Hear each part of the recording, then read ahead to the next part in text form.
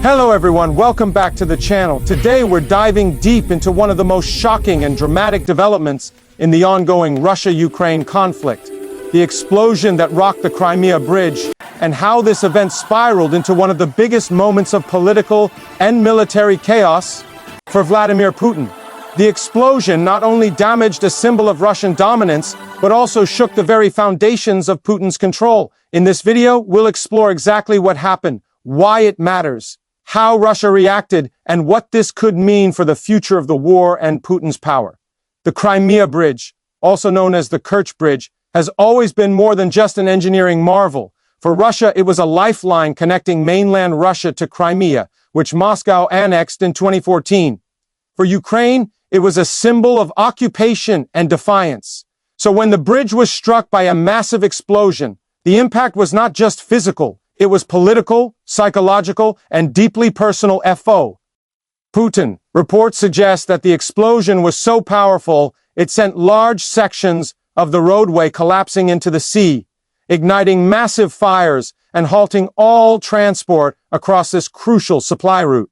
At first, Russian officials scrambled to control the narrative. State media tried to downplay the situation, describing it as an incident caused by a fuel truck explosion.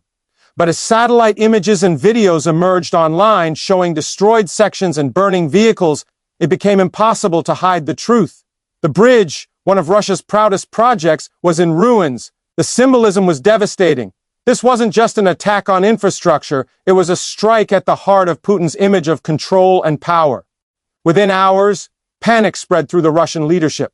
Security forces were placed on high alert, and reports surfaced that Putin was furious, demanding answers from his generals and intelligence chiefs. For years, the Kremlin had presented Putin as a leader in full coma, envy of every situation. But now, with the bridge in flames, that image cracked. Even among his closest circle, questions began to rise about how such a heavily guarded target could be hit so precisely. The explosion also dealt a heavy logistical blow. The Crimea Bridge had been the main route for transporting troops, fuel, and military supplies to Russian forces in southern Ukraine. With it partially destroyed, Russia's ability to resupply its army in the region was severely affected. Military analysts pointed out that this could weaken Russia's position in occupied territories, especially as Ukrainian counteroffensives were gaining momentum. In short, the bridge's destruction created both a strategic and psychological domino effect. For Putin, who had personally inaugurated the bridge in 2018 by driving a truck across it, this was a humiliation. That bridge symbolized his legacy, the physical proof of his conquest and his connection to Crimea. Losing it meant losing face, not only with the Russian public, but with his allies and rivals alike. It was a direct challenge to his power. Ukrainian officials didn't officially claim responsibility, but their tone said everything. Social media was filled with posts celebrating the blast, calling it poetic justice for years of Russian aggression. Inside Russia, the government scrambled to control public perception. State media released statements promising swift reconstruction and severe retaliation. But the damage had already been done. Images of the flaming bridge spread across the internet faster than the Kremlin's propaganda machine could contain. For the first time, Russians saw a symbol of their supposed invincibility destroyed before their eyes. That image was more powerful than any statement Putin could make. Military retaliation came swiftly.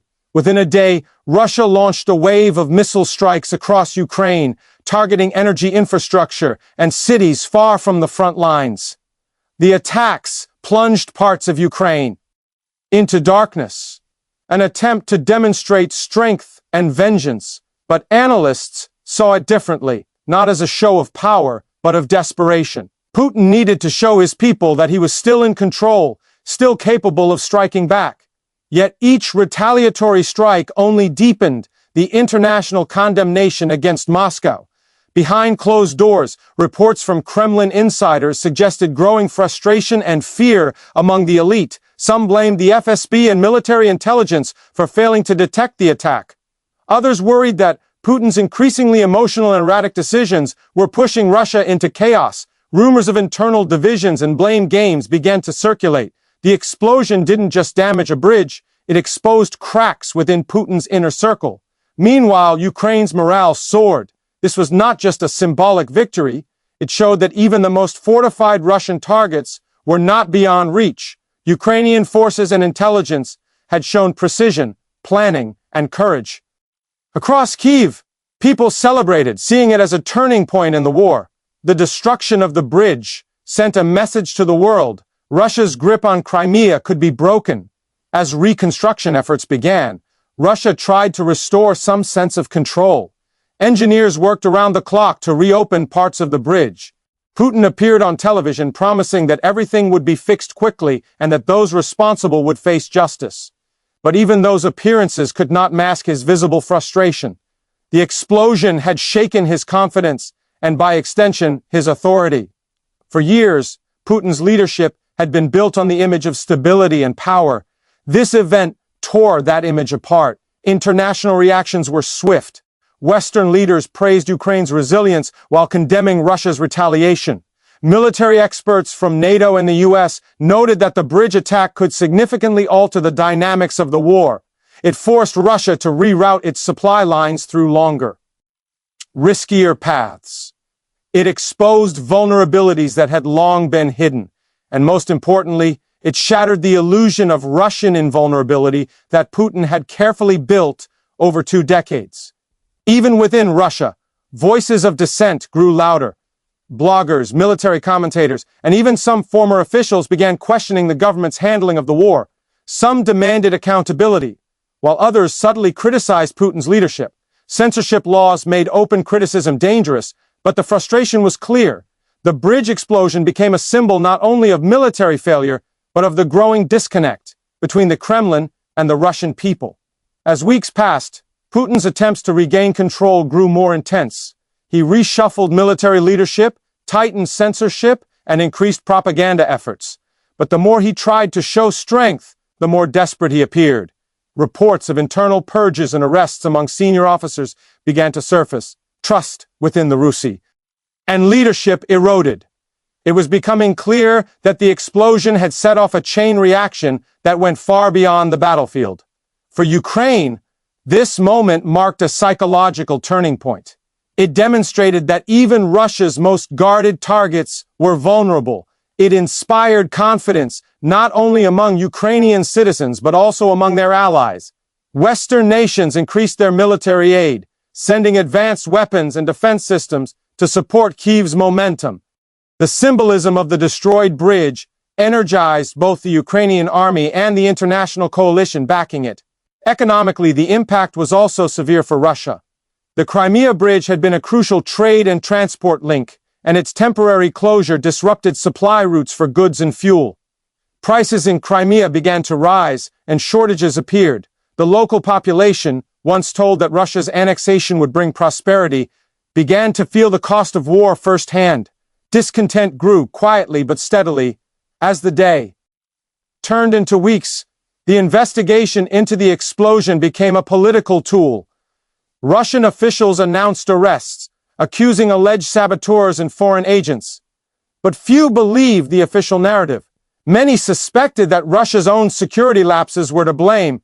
Even Russian media personalities hinted that corruption and incompetence might have played a role in making the bridge vulnerable. This further eroded the public's trust in the government's version of events. Putin, known for his iron grip on power, appeared more isolated than ever. His circle of loyalists grew smaller. Internationally, his standing continued to deteriorate. Sanctions tightened, and global condemnation intensified. The image of Putin as a strong, calculated leader was replaced by that of a cornered ruler, reacting out of anger and fear. The bridge explosion became a metaphor for his unraveling authority. In the months that followed, Russia did manage to partially repair the bridge, but the psychological damage couldn't be undone. Every time Putin spoke of rebuilding, critics reminded him that no reconstruction could erase the humiliation of that day. The explosion had entered the collective memory as a defining moment in the conflict, one that showed the limits of Russia's power and the growing reach of Ukraine's resistance. The Kremlin's attempts to portray the event as a temporary setback failed to convince anyone outside its propaganda bubble. International observers noted that the attack exposed the fragility of Russia's logistics, intelligence, and leadership. More importantly, it showed that Putin's control was slipping, both over his military and over the narrative. By the end of that year, Russia's situation in Ukraine had deteriorated further. Counteroffensives by Ukrainian forces regained key territories, and Western support grew stronger. Each loss added pressure on Putin, whose decisions became increasingly reactive. The explosion on the Crimea Bridge had set a precedent. It showed that Russia's might could be challenged, and that Putin's aura of invincibility was gone. Today, when analysts look back, they often mark the Crimea Bridge explosion as a turning point in the war and in Putin's rule. It symbolized the beginning of a slow but visible decline in his authority. What started as a single explosion rippled through Russia's military, politics, and society. It exposed the vulnerabilities of a system built on fear and control. And it reminded the world that even the most powerful regimes can crumble when their foundations are shaken. For Putin, the loss was not just strategic but deeply personal. It struck at his pride, his legacy, and his image as a protector of Russia's greatness. Every photograph of that burning bridge told a story of failure. A failure to predict, to protect, and to control. It reminded the Russian people and the world that no amount of propaganda can hide the truth forever. And so, the question remains, what happens next? Will Putin double down on aggression? Or will this moment push him toward desperate measures to maintain his grip?